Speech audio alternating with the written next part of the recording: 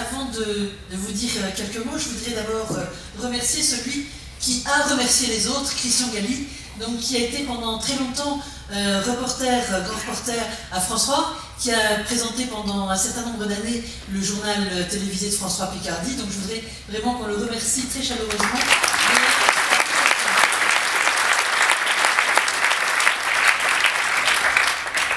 Et maintenant, il m'incombe en effet de conclure ce débat, mais de le conclure sans le terminer vraiment, vous l'avez compris. Bien sûr, on aura l'occasion de revenir sur tous les sujets qui ont été abordés. Le logement, le vivre ensemble, ça touche aussi les personnes âgées. Et donc, nous aurons bien d'autres réunions qui nous permettront d'aborder les points qui n'ont été que effleurés ce soir. Mais donc, c'est avec un grand plaisir, bien sûr, que je conclue cette réunion parce que dans moins de 150 jours, comme vous le savez, ont lieu les élections municipales. Notre ville d'Amiens a rendez-vous avec la démocratie, c'est-à-dire avec elle-même. Notre ville subit de grands désordres, on l'a entendu encore ce soir. Désordre économique, avec des entrepreneurs moins nombreux à s'y installer, désordre social, avec une précarité grandissante et des centaines de familles touchées par le plan social de Goudieur, désordres qui entraînent d'autres désordres dans les vies intimes de chacun, comme dans les lieux de vie, à l'école, à l'hôpital, dans les quartiers, dans les communes de la métropole. Une équipe municipale enfermée dans ses certitudes depuis 2008 prétendait nous rendre unis et solidaires, mais elle n'aura finalement rien réglé. Face à ce constat, nous devons nous rassembler pour agir. Et l'un de nos défis est de reconstruire une cohésion entre tous les Amiénois. Un sentiment de vivre ensemble retrouvé. Comme le disait Martin Luther King en 1968, nous devons apprendre à vivre ensemble comme des frères, sinon nous allons mourir tous ensemble comme des idiots. Face à ce grand défi, ma méthode et celle de mon équipe municipale sera de parler et de dialoguer. De dialoguer sur tous les sujets. Parce que si on veut résoudre les problèmes qui sont les nôtres à Amiens, il faut rechercher ensemble des solutions et ensuite agir. Et rechercher ensemble des solutions en partant de l'analyse des problèmes, en faisant le bon constat, le bon diagnostic. N'est-ce pas, messieurs les docteurs, et notamment mon directeur de campagne, qui était à côté de moi toute la soirée. Et ensuite en se fixant des priorités et des plans d'action. C'est la méthode qui permet de réussir. S'agissant de la délinquance et de la sécurité, je tiens à rappeler ici que, dès ma prise de fonction, j'affirmerai que la sécurité n'est pas quelque chose qu'on accorde en plus ou dont on se préoccupe après. Elle fait partie du pacte républicain.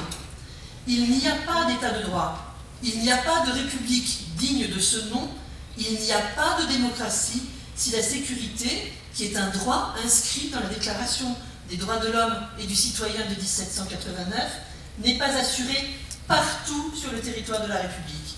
Donc il faut sans cesse le redire, le réaffirmer. Mais pour y parvenir, il faut mener de front plusieurs politiques publiques. Il faut bien sûr mobiliser les forces de sécurité, actionner tous les dispositifs de prévention de la délinquance, permettre à la justice, par les moyens qu'on lui donne et les orientations qu'on lui fixe, de mener à bien ce qu'elle doit faire pour sanctionner lorsque c'est nécessaire. Cela, c'est l'affaire du gouvernement. Mais le reste y concourt aussi, et c'est justement le rôle d'une ville et d'une métropole. Donner un cadre de vie décent, respectueux des personnes. D'abord le logement, permettre aux jeunes de se former par l'école, par la formation permanente, trouver un emploi, améliorer les conditions de vie quotidienne de nos compatriotes, fait aussi partie du pacte social et républicain.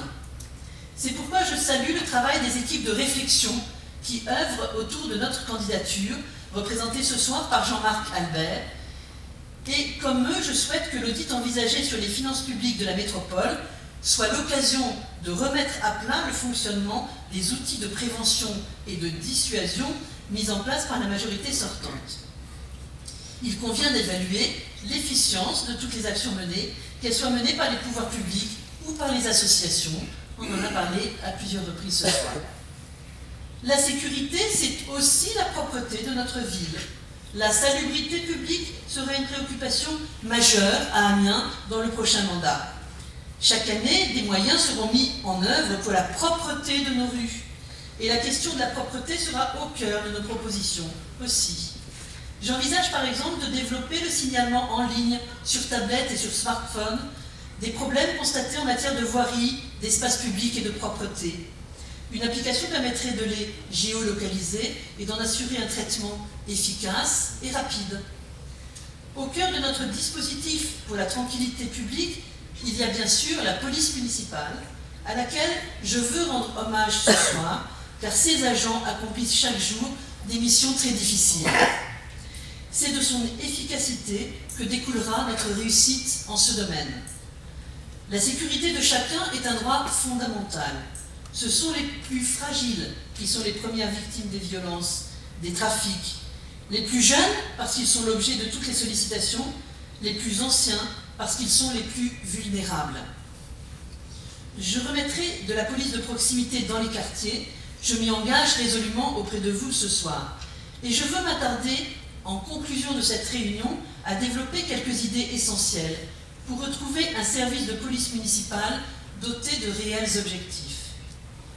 La police municipale est en effet avant tout une police de proximité et de médiation auprès de la population, avec de multiples domaines de compétences.